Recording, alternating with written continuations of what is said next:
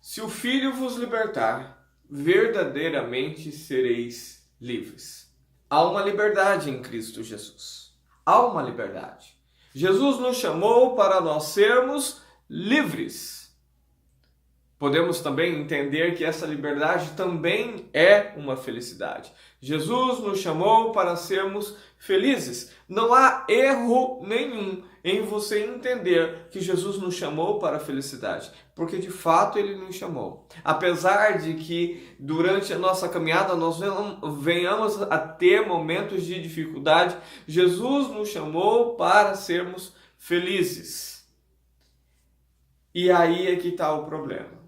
Porque o teu marido, a tua esposa e até mesmo as pessoas que te cercam vão confundir essa liberdade e essa felicidade com você poder fazer o que bem der na tua cabeça. Vão confundir a liberdade de Cristo com qualquer outra coisa. A Bíblia realmente diz: se o Filho vos libertar, verdadeiramente sereis livres. Há uma promessa de liberdade para nós se nós reconhecermos o Senhor Jesus como Senhor das nossas vidas, como senhorio das nossas vidas. Nós nos tornamos escravos de Cristo para termos a liberdade. Mas, querido, liberdade não é libertinagem. A Bíblia vai falar para nós em 1 Pedro, capítulo 2, versículo 16, que nós não devemos usar a liberdade ou o fato de nós sermos livres para camuflar, para maquiar o mal.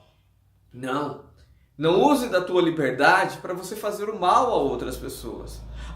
Eu estou vivendo num casamento onde eu me sinto preso e Jesus me fez livre, então eu vou me separar da minha esposa, vou deixar ela para lá com filhos, com tudo que tiver e vou viver a minha liberdade. Porque foi para isso que Deus me chamou, foi para isso que Jesus morreu na cruz do Calvário, para me tornar livre.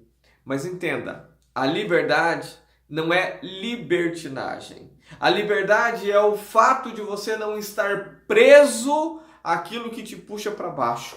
Mas não, em hipótese alguma, é motivo para você se render aos seus desejos mais pecaminosos. Ao seu desejo de abandonar a família a qual Deus permitiu que você a constituísse. É engraçado como nós pegamos versículos isolados da Bíblia para satisfazer as nossas vontades, para satisfazer aquilo que nos interessa. Quando nós nos sentimos presos a algo, nós logo colocamos um versículo dizendo: não, mas Jesus me chamou para viver a liberdade e não a escravidão.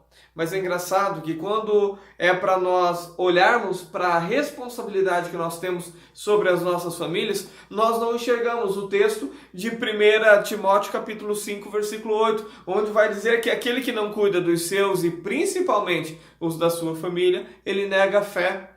Ele nega a fé. Mas aí para este tipo de texto a gente não se atenta. Por quê? Porque é mais interessante o texto que diz que eu tenho liberdade, eu tenho a felicidade. Jesus me chamou para isso, então eu vou viver a liberdade, vou viver a felicidade, que hoje eu não vivo no meu casamento, no meu relacionamento. É simples a gente pegar a Bíblia e querer adaptar ela à nossa forma de viver. E é justamente o contrário.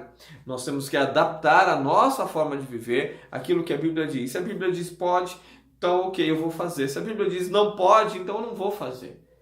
Mas muitas e muitas pessoas, e isso inclui o teu marido, inclui a tua esposa, estão vivendo como se não houvesse o amanhã, mas o amanhã ainda existe. E aí, quando tudo se encerrar, ainda existirá a eternidade. E para onde eles irão? Para onde as pessoas que hoje se asseguram de que estão fazendo a vontade de Deus, abandonando seus familiares, abandonando seus esposos, suas esposas, para viver uma vida conforme a vontade deles, para onde será que elas irão? Porque a Bíblia é bem clara, queridos.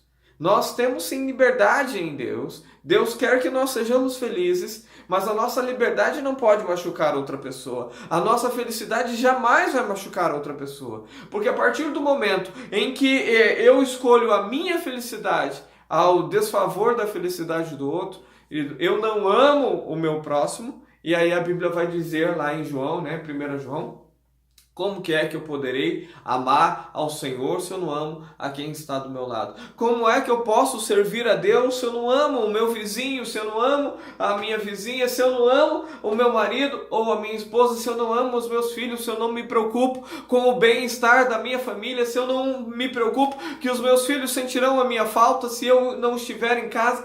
Como é que eu poderei amar a Deus ou dizer que amo a Deus se eu não faço o meu papel direito, se eu não vivo aquilo que Deus um dia estabeleceu para a minha vida? Como é que eu posso dizer que eu amo a Deus? Simplesmente pegando os versículos que me interessam, simplesmente vivendo daquilo que eu acho que é legal, e aí eu tenho um insight, eu tenho uma ideia, eu tenho um plano, e aí para esse plano eu preciso justificar, eu preciso respaldar na palavra de Deus, então eu vou para lá, para a palavra de Deus. É engraçado, né, que a gente está falando de homens e mulheres que foram embora e que estão vivendo uma outra coisa. E não estão nem preocupadas em buscar por restauração. Mas é engraçado que nós temos pessoas buscando por restauração e dando os mesmos respaldos que o cônjuge foi embora, está fazendo. Você vê, por exemplo, tem gente que se casou pela primeira vez, o casamento não deu certo, o marido era rude, o marido era grosseiro, o marido era violento, e aí elas simplesmente dão a desculpa de que Deus nos chamou para a paz, então como eu estou em guerra com meu marido, eu me separo do meu marido, eu caso com outro, aí o outro também não dá certo, mas com o primeiro eu não posso voltar, porque o primeiro eu vivia em guerra e Deus me chamou para a paz, então eu vou lutar pelo segundo. Porque o primeiro me batia e aí não deu certo. O segundo não deu certo, mas pelo menos ele não me batia. Então eu posso orar pelo segundo, porque o segundo é respaldo, porque daí não tem guerra. Querido, a gente sempre vai procurar versículos para querendo agradar aquilo que nos satisfaz. Aquilo que nos satisfaz. Muitas vezes a Bíblia vai dizer para nós que é assim, o caminho é desse jeito, é assim, mas esse caminho está difícil para mim.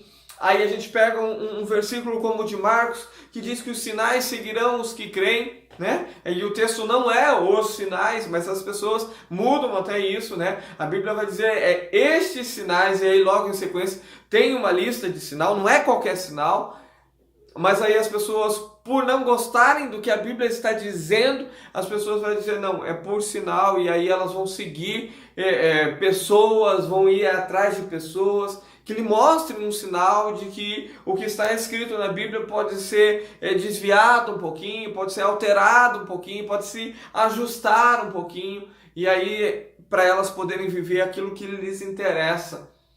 Muitas pessoas estão nessa condição, não é só marido opresso, não é só esposa que saiu de casa, são homens e mulheres que estão vivendo dias tenebrosos porque querem mudar o que diz a palavra de Deus, querem fazer segundo os seus próprios propósitos e mais, usam a própria palavra para tentar se justificar diante de toda a situação. Usam a própria palavra para dizer que não cumprem a palavra, porque a palavra está dizendo que... Você consegue entender a confusão que faz? A Bíblia para nós, ela é simples, ela é uma regra de manual, é um manual de regra e prática. É o que nós temos que seguir, é o que nós temos que viver. Está ali, está descrito ali. Está descrito ali como você educar o seu filho, está descrito como você manter um casamento saudável, está descrito várias e várias coisas. E uma coisa que está escrito ali que muitas pessoas confundem, querido, é liberdade. A liberdade não faz com que eu e você venhamos a agir de qualquer jeito, de forma irresponsável. Muito pelo contrário, a Bíblia diz que aquele que está em Cristo, ou seja, aquele que é livre em Cristo Jesus, não vive na prática do pecado, não vive errando. E um dos erros é magoar o próximo, um dos erros é você não cuidar da tua família, um dos erros é você não amar o teu próximo como a si mesmo. Isso também é erro. Muitas pessoas estão na prática errada, não fazendo aquilo que é de direito, não fazendo aquilo que devem fazer, porque simplesmente querem satisfazer as suas próprias vontades, os seus próprios deleites. E a Bíblia vai nos ensinar todos os dias Todos os dias, é só você abrir a palavra de Deus. Vai nos ensinar de que a liberdade conquistada em Cristo Jesus não é motivo para vivermos errando, para vivermos pecando e para dizermos: eu faço isso porque sou livre, eu faço isso porque Cristo quer a minha felicidade, porque Deus não quer me ver sofrendo. Achar que justifica toda e qualquer atitude está errado. O teu caminho precisa ser um caminho de justiça diante de Deus. Teu caminho precisa ser de justiça diante de Deus. Amém? Que Deus abençoe a tua vida. Fique na paz do nosso Senhor Jesus Cristo.